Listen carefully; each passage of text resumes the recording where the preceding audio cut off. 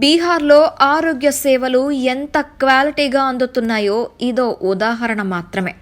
ప్రభుత్వాసుపత్రిలోని operation థియేటర్లోకి ఓ వీధి కుక్క వచ్చింది. సర్జరీ జరిగిన పేషెంట్కు సంబంధించిన కాలును ఎత్తుకొని పారిపోయింది. అప్పటికే తీవ్ర గాయాలతో ఉన్న పేషెంట్ చనిపోయాడు.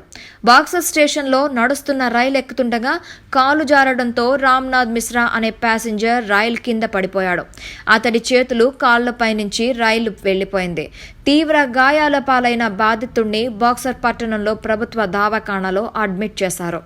గాయాల పాలైన పేషెంట్కు చికిత్సలో భాగంగా కాలు పూర్తిగా తొలగించారు. దానిని పక్కనే పెట్టారు. ఓ వీధి కుక్క హాస్పిటల్లోకి వెళ్ళింది. అక్కడి నుంచి ఆపరేషన్ థియేటర్లోకి దూరింది. పేషెంట్కి సంబంధించిన కాలును నోటన కరుచుకొని బయటకు పరిగెత్తింది. ఆ కుక్క మళ్ళీ ఎవరికి దొరకకుండా పారిపోయింది. ఇంత నిర్లక్ష్యంగా ఉన్నారేంటి అని అక్కడ వాళ్ళను అడిగితే ఆ కాలను పేషెంట్కు మళ్ళీ అతికించేదేమీ లేదులే అని డాక్టర్లు చెప్పడం మరీ విడ్డూరం.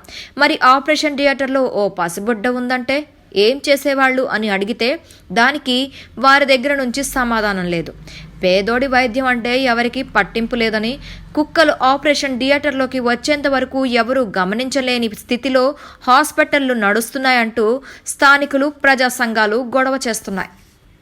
Please subscribe public talk TV. Please subscribe Public Talk TV. Please subscribe to Public Talk TV. Like, share and comment. Look me in the face, tell me that you love me, even if it's fake, 'cause I don't fucking care.